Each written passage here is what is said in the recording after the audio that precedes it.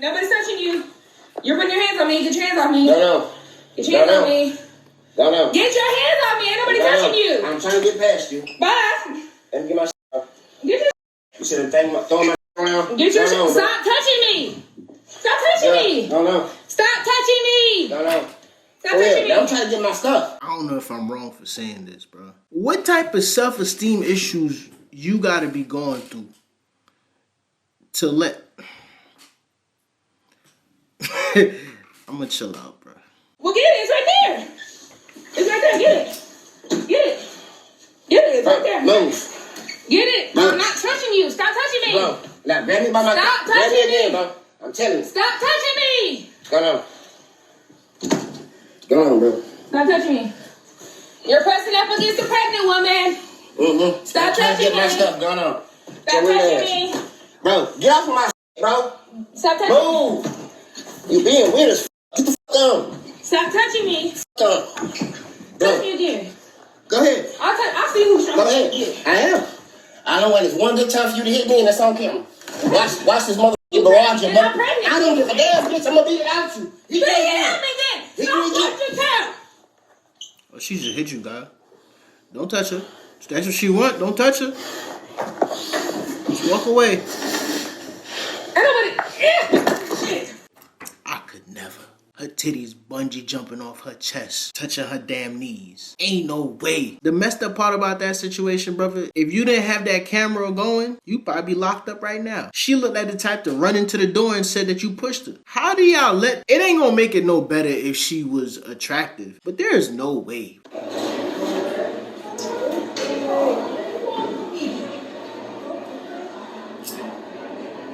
What are you over? What the fuck are you laughing at? Don't laugh at me right now.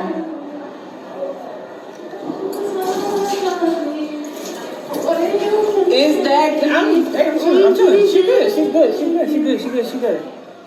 I'm cool. They're drunk. That's it. Hey, how you doing? Good boy. This is a lesson in situational awareness. This is one of those, do judge a book by its cover. You see these two young ladies in the bathroom stall and you decide to pick a fight with them. You see her, right? And then you see her, especially this one right here. Her. And you thought it would be a smart idea to ask both of them what the f y'all laughing at. You don't know how close you came to kissing that bathroom floor. Situational awareness is key to survival. And this is where a lot of y'all be messing up. A lot of y'all find yourselves in sticky situations because you don't use your frontal lobes. You don't peek the scene and say, maybe that wouldn't be a good idea. So you see women on this app like crashing out because of how horrible like their ex-husbands are, their baby dads are, just like ruining their life and just, making their life so difficult. And I'm like, oh my God, that's so horrible what those women are going through. And now I'm one of them. I filed for divorce 2 months ago. I've been trying to look for an apartment, and the places that I'm looking at, I need to make 3 times the rent to be able to rent them. And unfortunately, with my job, I'm a CNA. I don't make 3 times the rent. So I need a child support order to be able to add to my income so I can meet the requirement. And I've been trying to get into some sort of settlement with my soon-to-be ex-husband on that.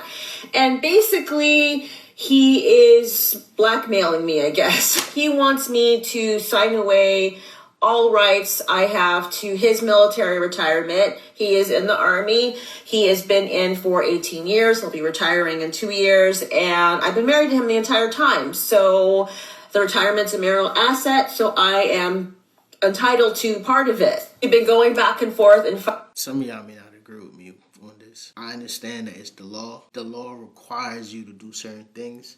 But sometimes I just feel as though, man, it's not right. Maybe I'm wrong. What gun did you shoot? What war did you fight? Why are you entitled to his retirement military fund? The child support joint, I can kind of understand, you know what I mean? Because it's a lot of deadbeat dudes out here. This is why a lot of dudes are scared to get married. Because getting married is not only about love, it's literally a contract. It's a contract between you, your wife, your husband, the government. Think about it, and I just can't take it anymore. I just want to leave. I just want to move out, and I just want to start my life over. So I offer to sign away my right to the military retirement in return for spousal support and the entirety of the savings account that we have. I send the proposal to my lawyer and tell her this is what I'm proposing to do.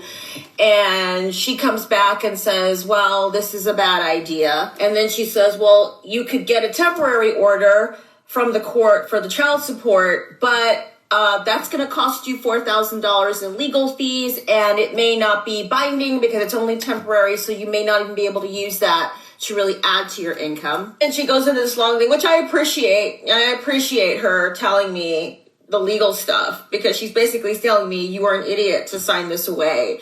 And she does all the numbers, and the numbers don't make any sense. Basically, I'm giving away more to get less. She's basically trying to persuade me to kind of wait this out till the final order happens, because it will go in my favor if I can just wait it out. But I can't wait it out because I have to stay in the house with this person. Yesterday, he called me the nanny. He said that I'm going to pay you child support and you're just going to be the nanny for my kids. When I told him, like, I need to try and stay in the district so our kids can keep going to their school. And the neighborhood that we're in is a little bit more expensive, so I need the child support order. And he said, it's not my problem. It's not my problem that you can't afford a place for them to live. In fact, I hope that's how it plays out. Because I want the kids to see that you can't support them. I want the kids to see that you can't afford for them to live in a nice place. And I want them to know that they're going to have to go through a hardship because of what you did. Your pressure campaign that he's been putting me up. He's basically trying to pressure you into not going through with the divorce. He's a scumbag for that.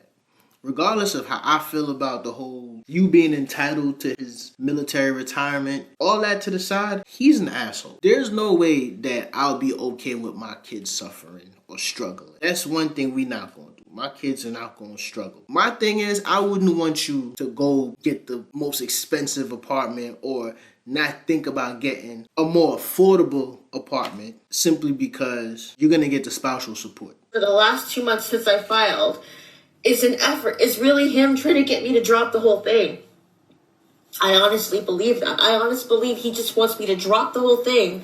If I went to him and I said, okay, I'm just going to drop the divorce, got rid of my lawyer and then didn't do anything, I think he'd drop his lawyer and we would just go about life like before. I honestly believe that. I just think he doesn't want to not be married anymore to me. Not because he loves me or anything like that, but just because this is a big inconvenience to him. It's a big inconvenience, and he has to do all of these things he doesn't want to do, and all he wants to really do is just go to work, come home, play video games, watch some porn, and nap. And I'm disrupting all of his plans with my annoying, irritating divorce. This is very long, but I'm hoping that a woman's going to see what I'm going through, and say to yourself, I don't want to go through that. And it could easily be me, because it could easily be you. I am not special.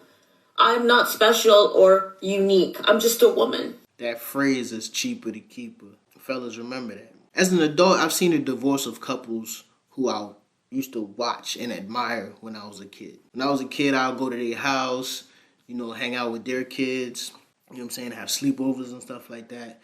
And you don't really think about them being apart. You don't really think about them hating each other. You don't think about none of that. And then the divorce comes. And then you start hearing stories. And you like, damn, I didn't know she was capable of that. In this situation, I didn't know she was capable of that. You know what I'm saying? And there's other situations where you'd be like, damn, I didn't know he was capable of that. And actually, there's situations where I was like, damn, bro, he a savage. Like, why would he do that?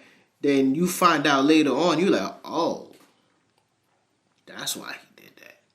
I had a friend who was in the military. He stopped doing YouTube. He was in the military. He got shot in the head. I've spoken about him multiple times. But the things that his wife was doing throughout the divorce and leading up to the divorce, it was meticulously planned out to make him look like the worst person on earth. She called the police multiple times, filing false police reports. There were times he would have the car. She would like report the car stolen. He would get pulled over, but really she's trying to call the cops, you know, hoping that they will find something. Then eventually they ended up finding something, and it stuck. And when it was time for the custody battle for their daughter, she won. She ended up getting full custody because of all the planning that she did. I'm not going to say that I'm surprised, because before they started having problems, it was certain things that she used to do that I was like, damn, bro, like why she treating bro like that? Then there's another situation he explained to me. She was gone for like a few days. It was some dude involved, but he was like, oh yeah, that was just like her cousin or something like that. She had to go meet up with her cousin, blah, blah, blah, blah, blah. And I was like, I don't know, bro. That sounded a little fishy. Have you ever met that cousin before? Have you ever been to family gatherings and he's been there? He's like, nah, I've never actually. Has she ever spoken about that cousin before? He's like, nah. Bro, come to find out, like this after they divorced and everything like that, she just started talking shit, and she was like, that's why I had sex with such and such and such. Yeah, right under your nose. We was doing it in the house. Man, listen. Anyway, I'm going down this long ass rabbit hole, but protect yourself.